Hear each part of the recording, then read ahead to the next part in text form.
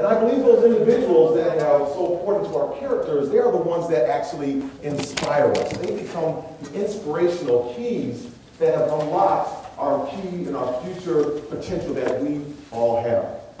So as you're going through this presentation, we're walking through this, I gave you a website to go to, and if you just go to that website, I had a question there. Please fill that question out when you get ready, because I want to know who inspires you. Who is the person that maybe has you sitting in this room? Who is the person that has poured so much into your life that without that person, without that key, you would not be here today? And as you listen to that, let me share a story with you about one of the key elements in my life. Because it could be family, it could be friends, it could be coaches, it could be clergy, it could be those that are most closest to and around you, or it could be somebody that's totally outside of the sphere of influence who may not even know that they have impacted your life in such a way. When I first got to the University of Arkansas, my coach, John McDonald, who became the most winningest coach in track and field history, took me as a redshirt freshman to the Dallas Morning News Invitational. And as I was down there at the Dallas Morning News Invitational, he put me in the 55-meter high hurdles. And I couldn't believe it. I was down here for the first time, a freshman, about to run against all these individuals, and I was scared. I didn't know what was going to happen. But I get the blocks, and I won the preliminary heat. And I came back later on that evening, that afternoon, and I won the finals of that race. First race ever out the gate, I am a champion with inside the 55-meter hurdles, and as I'm walking back to the start-finish line, a gentleman in a tuxedo comes over and he hands me an invitation with a gold seal on it. And he says to me, "Mr. Registar," I said, "Yes, that's my name." And he says, "You have just won the 55-meter hurdle collegiate division." I said, "Yes, I know." And as he handed me that invitation, he said, "We want to bring you back this evening to run against your competitors in the open division." And I took the invitation. I said, "Thank you very much." And I walked away, and I said to my teammate, Mike Conley, I said, "What is open division this evening? Why do I have to run 2 more times? What's happening?" And he said, "Well, this is your opportunity to run against all the people that competed in the Olympic Games last year that are at this meet. These are against all your heroes, your role models, all those individuals that you have been aspiring to chase." And I couldn't believe it. It was going to be the Greg Fosters, the Ronaldo Nehemiahs, the Tony D's, all these people I was looking up to, who I had on my wall up at the University of Arkansas, idolizing. So I did the best thing, the only thing that I knew how to do. I went back to my hotel room to prepare by getting out a little 35 millimeter camera to take back to the track that evening. Because I wanted to take more pictures. I couldn't believe I'm going to be this close to them. So I went back to the track later on that night. And as I took my spikes out of the bag and I put them on, getting ready to lace them up to do my race, I saw Greg Foster. I took my 35 millimeter camera out.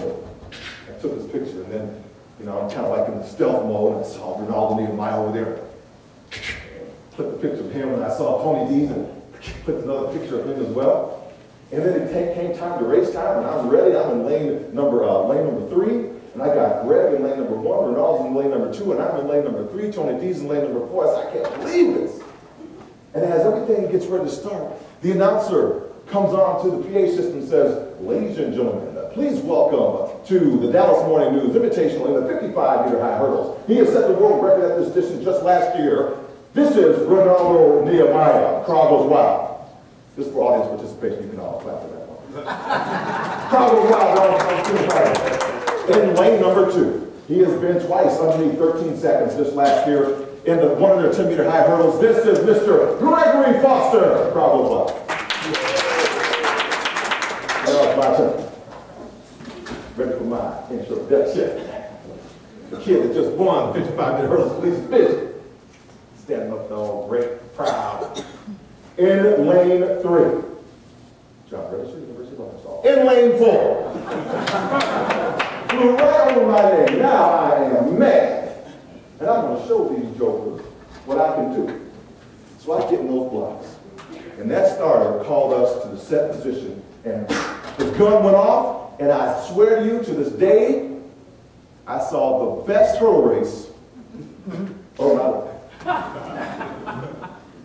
And as I sat down there and came back to the line, running the slower time than I ran the preliminary rounds that afternoon, I took my seat, took my spikes off, put my other shoes on, and I was in a state of euphoric competed horribly, but I competed against the best athletes in the world. I couldn't believe I was in the situation with these great athletes, but I competed so poorly. Have you ever been in a situation like that where you're around your peers and they have taken off and done some great things, and now you're in that network, you're in that support system, and all of a sudden you're not performing at the same level that got you to that place of where you once were or where you are now.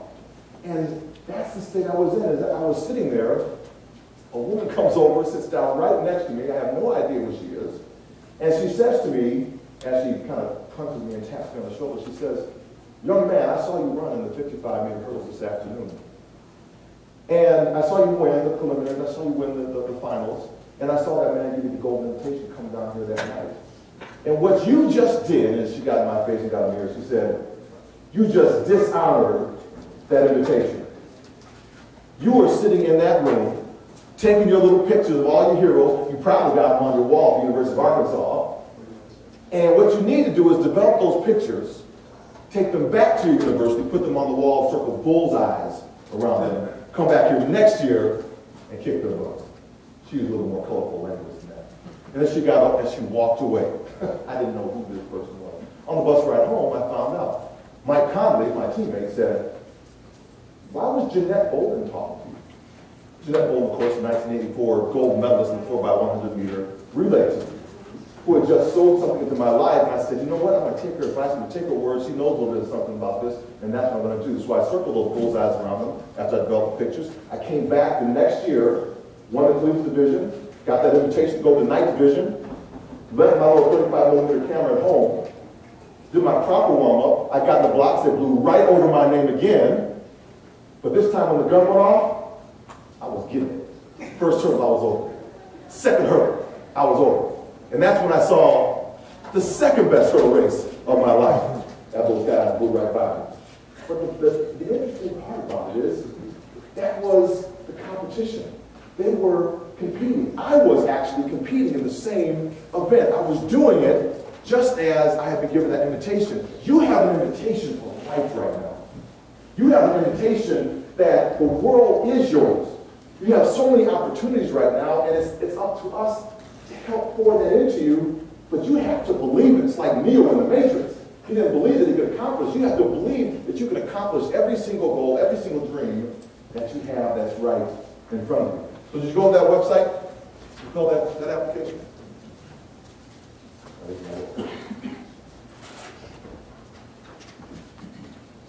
I believe it works this way. When we're inspired, we get motivated. That motivation in turn causes actions. Those actions lead to results, and results do a couple of things for us. They either re-inspire us, or they allow someone else that's watching the process to catch the vision. Inspiration leads to motivation, motivation turns to actions, action leads to results. Results do a few things that either re-inspire us, or they allow someone else to catch the vision. Would you agree with that statement? Okay. So first of all, then we must be that inspiration. That's key point number one. Either somebody has inspired us or we are inspiring someone, and it has nothing to do with us wanting to do that. It has to do with how we are living our life as an example for others to see. Because at any given point, somebody is noticing the actions or inactions that we are doing or not doing. So we have to be attentive to what those actions or inactions are, so we know exactly who we are impacting and why. Speaking life into adverse situations and having someone else speak life is the first way we hurdle adversity. So the second point then is change. We have to change our perspective about the things in which inspire us. It's hard to speak life into a situation when life has kicked you down. It's hard to sometimes receive it from others when life has dealt you a hard blow. So it's imperative that we must rely on others to help speak that life into us. That's why coming to this conference is so critical, because it speaks life into a community. Not just an African American community, not just an African community, but all of our communities that we just learned in the last presentation. All of our communities are connected together. When we understand that, we can learn from each other. That's why I asked the question earlier to some of the young folks, were you voluntold to be here or are you volunteering to be here? Because we need to know that we can learn from all of these classic examples. For me, I call it 95 to 5%. When I was first injured, and I was laying in that hospital bed, my pendulum began swinging in the wrong direction. I began to think about all the things that got me to that one place in time and how now I was not going to the Olympic Games. My pendulum began to swing in that wrong direction. I began to think to myself, who am I? What's my identity? I'm not going to the Olympic trials. I'm a soldier in the United States Army. I'm on my way to officer candidate school. That's out of the question. Can I still support my family? Will my wife still want to be with me? How does my son see me with this one leg now? My mom and dad are sitting in the back of the room. What are they going to think about their kid? Do I still have employment? How is society going to see me now that I am, quote unquote, disabled? And I began to have this pendulum swing going the wrong direction. And as my wife took me outside, after the closure operation for my leg, and I was too weak, I was gone from 200-pound hurdler down to 158 pounds. I lost all that weight, and I was too weak to even push myself up out of the chair. You ever felt like that in a situation where you were just limitless? That nothing you did was good enough? And you're at your lowest point. That's when we need those individuals, those people around us to help pick us up so we can hurdle those life's adversity. And so as I sat there in that wheelchair, and my son and my wife were out there playing on the swing set, and I couldn't push myself out of the chair, and it was such an inaccessible playground, I couldn't wheel my chair over there because there was gravel and rocks. I had to sit there about 20 feet away from where they were playing. And I lost it. I just broke down. Why? Because I didn't know who I was. I didn't know if I was still a father, husband. I didn't know how the Army was going to treat me, how my family would see me, how society would see me. What's my identity? A lot of times we have those identity crises. My wife, Allison, comes running over, sees me struggling, and she said, "What's wrong? What's wrong?" And I began to articulate all those negative things. Sometimes we begin to believe what we put in our minds that's not even real. And we start going down this wrong spiral path and have this pity party, woe is me, and we have no one there to lift us back up again. And certainly my wife could have said something that was a destructive nature, which often we will do when people come to us with something that's challenging. She could have said something destructive, but she didn't. What she said was 8 words that got me into the next phase of my life. She said, "John, we are going to get through this together." It was a support structure that picked me up. What's your support structure that picks you up? Because she had just validated me as her husband. My son jumps off the swing set, does the cartwheel, comes running over, he's 5 years old. John Jr., "Daddy, Daddy, Daddy, what's wrong?" John had just validated me as his father. My parents were there with me. The United States Army wrapped their arms around me, gave me employment after I got out of the military. What is your support structure? Because if it's not within inside of faith, family, and friendships, you're going to have trouble getting your liberation and freedom. So right at this point right now, you're all looking at me kind of crazy. I want you to think about the things that change you. What has changed you? So let's just do this for 15 seconds. I want you to talk to your neighbor, because you're thinking about something right now that changed your life. Who is the person that impacted you? And I want you to just tell them that. And at the end of 15 seconds, I'm going to call switch, like Will Smith. Switch. And then I want you to share that the other person gets a chance to share that. And then we'll come back. Okay, 15 seconds. On your mark, hit set, share. Okay.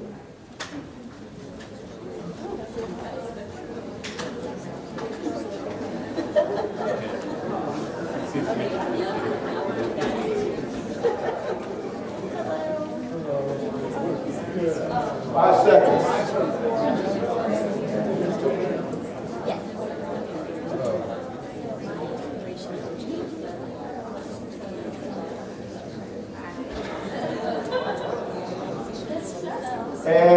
Switch.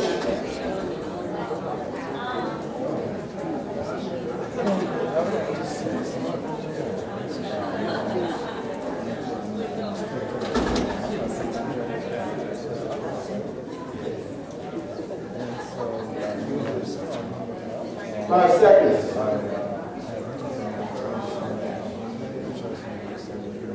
Now let's bring it back. All right. Now who learned something? Who learned something? Everybody should hands should be going up right now. Now who wants to take a risk and share what you learned? Help us all out. Yes, sir. I'm going to talk about Ms. Moore, who has had the pleasure of dealing with the last few years. She said she made a career change when a mentor professor sat down with her and talked to her about values other than money, the difference she could make. So that was it. That's amazing.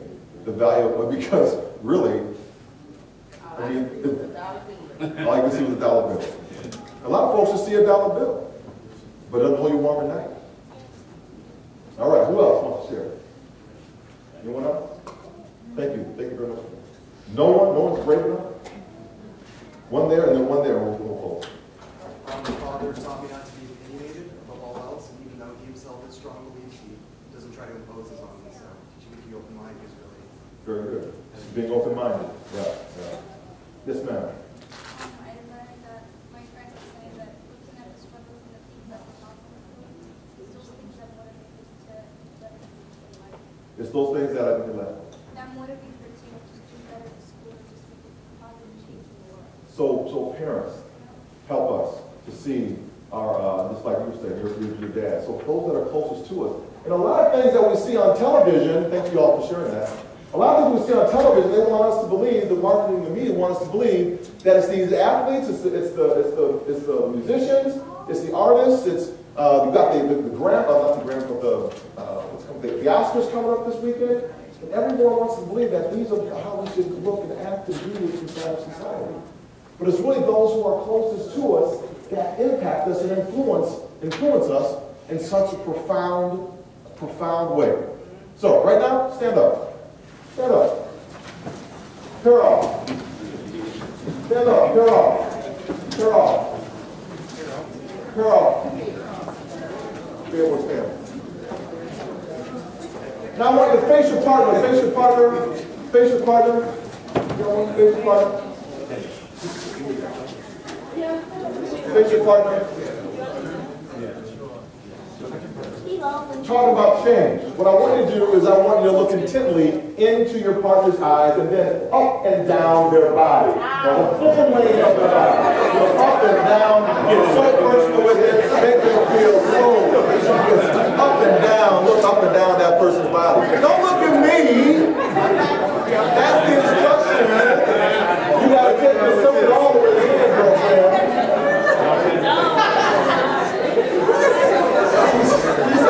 Okay, so now that you got it all inside, you got what it looks like. Now I want you to go back to back, do it about face. You said we're going to do about face. Do it about face. Go back to back. And what I want you to do now is when you're back to back is change 3 things about your appearance. Change 3 things as you're back to back to each other. Change 3 things about your appearance. Change 3 things about your appearance. Change 3 things about your appearance. When you have those 3 things change, I want you to just put your hand up in the air so I can see how. Pretty good, pretty good, pretty good. This is literally change 3 things about your appearance. Literally, not figuratively. I want you to turn back around after you've done those 3 things, and I want you now to guess the 3 things that will change on the individual that you're talking. Now, being stereotypical, the women will usually do better than this than the men.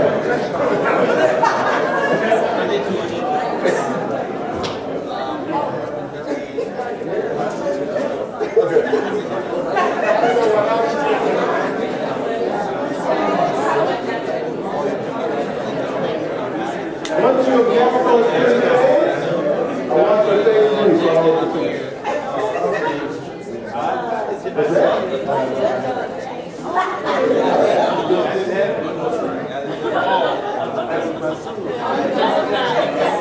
You're done, face me, you're done, face me, you're done, face me.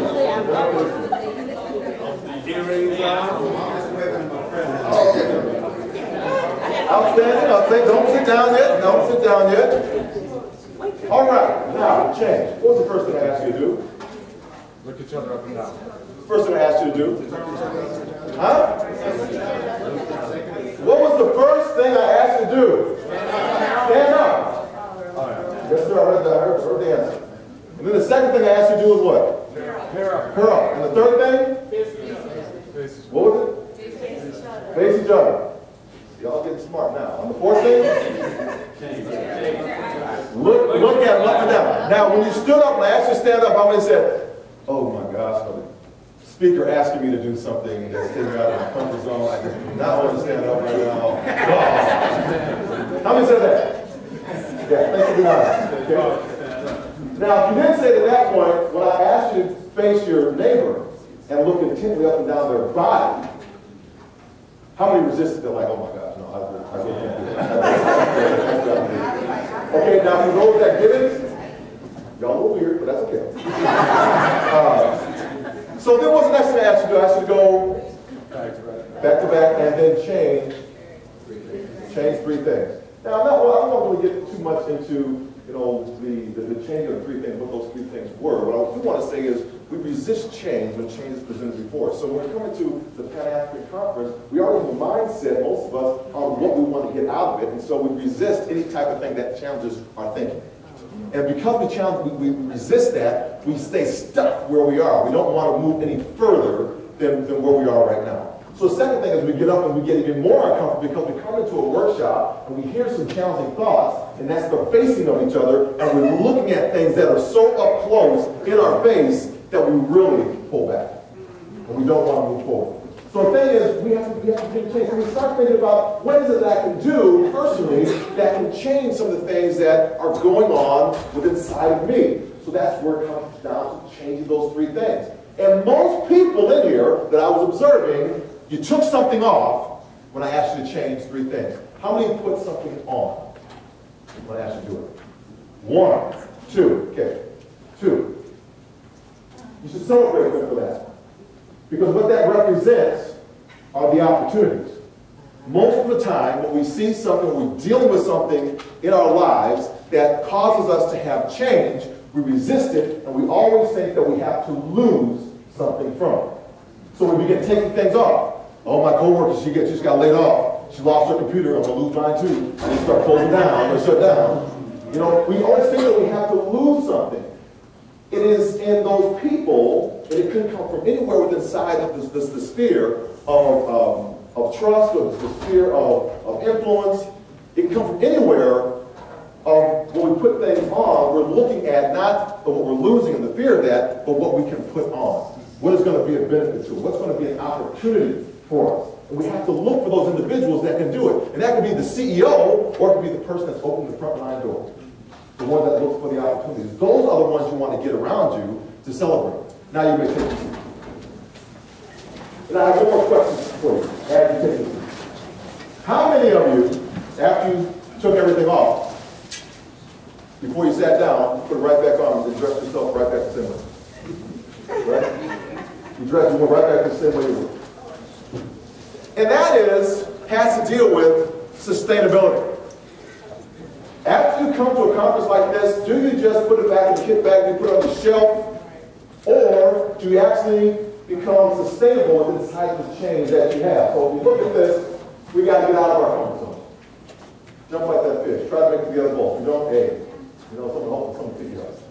We have to look for the opportunities that are in our lives. We have to pay close attention to the details, and we have to also believe within inside of sustainable change. Can we hold on to the things that we're learning to right now, or is just check the box because I was voluntold to be here, and I'm going to get the credit points after I put my paper in Dr. Fagan on, May 2nd? May the 2nd, by 4:30, right? So these are the things that we have to understand within inside of sustainable change. And I had to learn about this power of inspiration. what we talked about earlier, the power of inspiration. Inspiration leading to motivation. Motivation turns into actions. Actions lead to result. And result is that we're inspiring us. We're causing someone else that's watching to catch the vision. Because I wasn't buying into it at first. Because it was a part of me, it was a part of my life, and I just thought differently. For example, when I first started to run again, and they started writing about me in life, in the papers, I wasn't showing up where I thought I should be showing up. When I was an athlete at Arkansas, when I was in the Army, or when I was going through Olympic trials, where do you think when they wrote those articles I was lining up? What pages? Not the front page. Not the back page. What section? Sports page. I'm in the sports page section. So if I'm in the sports page section, that's what my thinking is, my limited thinking. That's where I should be when they start writing stories about me as a one-legged guy. But I wasn't showing up there. I was showing up in the local pages or in the human interest story page. I'm like, I don't want to be recognized for a human interest story. I'm an athlete. I want to be in the sports pages. Put it back over there. So that was my closed box. But I had to do some growing. And as I came back from Sydney, Australia with my silver medal, I was sitting in the airport and I was reading the USA Today newspaper. And as I was sitting down on this not fall, that'd be embarrassing. As I was sitting there reading my USA Today newspaper, I had on shorts. And my artificial leg was showing. This is not my actual leg. And no joke, this is a loner leg. It has a loner written right there in the stick. Loner leg. I got to trade my legs just like we all trade the cars. So I'm sitting there reading my USA Today newspaper, and as I'm sitting there, I'm hearing these sidebar conversations starting to pick up. And they're conversations that I've heard 1,000 times before, but I haven't really paid too much attention to them. But this today, for some reason, I'm listening. There are two kids that are sitting over here, 5 and 7 years old, that are talking very loud about my artificial leg to their matriarch, their mom. And they're saying, Mommy, look, there goes Robot Man. Look at his leg, what happened? What's going on with his leg? And they're getting louder and louder because mom's not really paying too much attention to it. Now I got everybody else in the gate waiting area that's hearing these two kids talking real loud about my leg, and what do you think they're saying? Throw some suggestions out about the two kids. Be quiet. It's cool. It's cool. They weren't saying that. Be quiet. Be quiet. Don't do that. Shut up. Don't do that. Yeah, what the kid, what they go ahead and say. What else? No one else has a thought on what they were saying? That's not nice. It's impolite to stare. All those things I was beginning to hear from them, these two kids over here are saying, it's cool.